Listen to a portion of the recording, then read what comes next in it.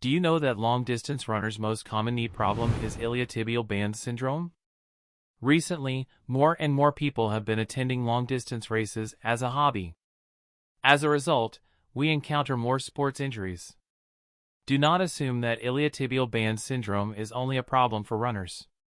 It is also seen in cyclists, swimmers, and trekkers. If you feel pain in the outer part of the knee during running or similar sports with repetitive movements in the knee, the reason may be iliotibial band syndrome. In this video, you will find detailed information about iliotibial band syndrome from the perspective of an orthopedic surgeon.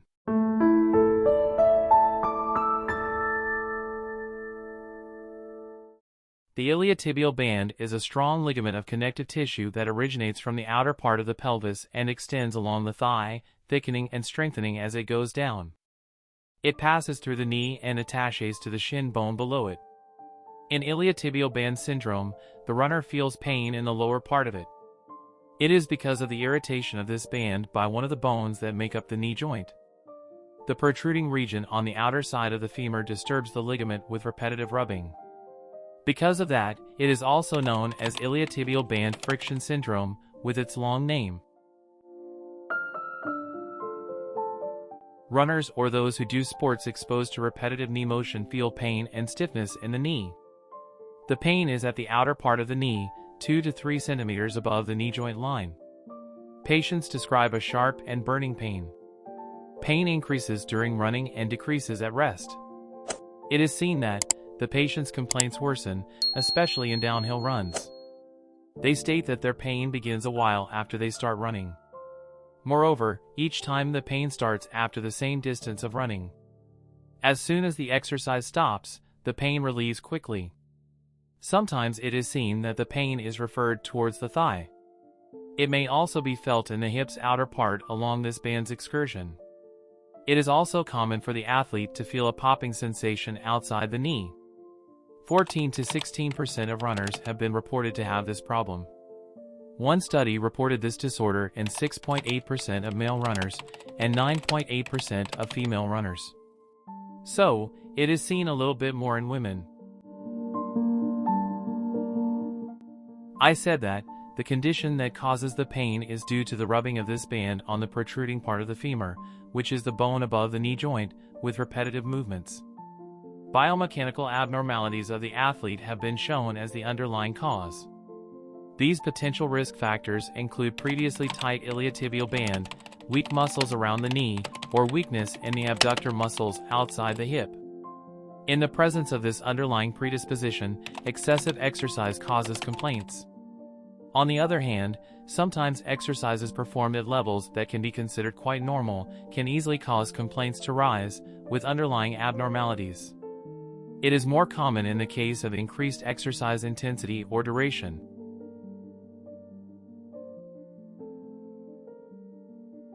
Other problems arising from the knee joint may also cause similar complaints, with the exact location of the pain.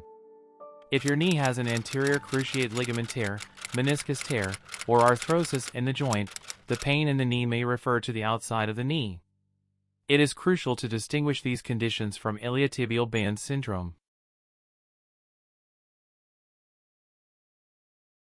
In iliotibial band syndrome, there is no swelling in the knee joint.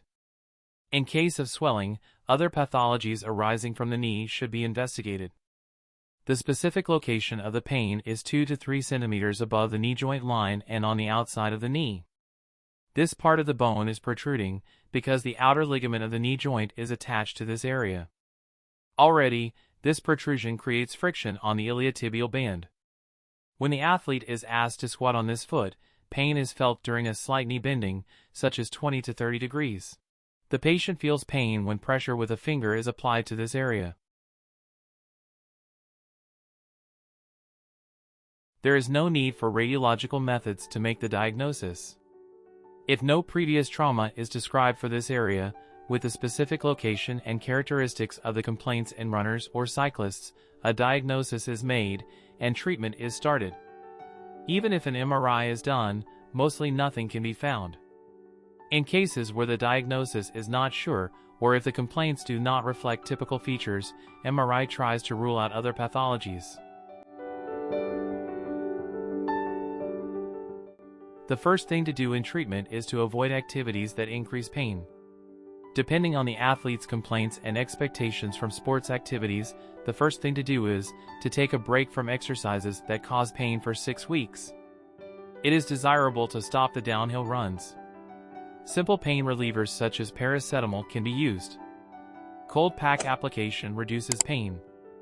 On the other hand, it is helpful to remember that the presence of pain is a protective mechanism.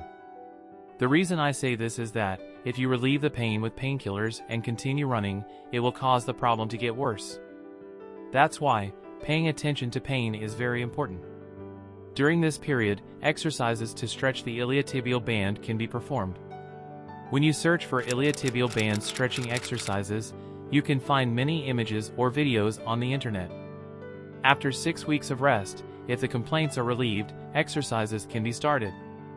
On the other hand, restarting the sports after this period, running for much less, is beneficial than at the previous pace. Moreover, it is recommended to do the sports on a soft floor such as a tartan track, if possible, than on a hard floor.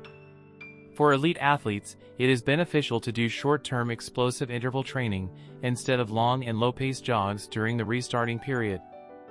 In such exercises, the exercise will be completed in a shorter time and the degree of flexion of the knee will be less during fast runs.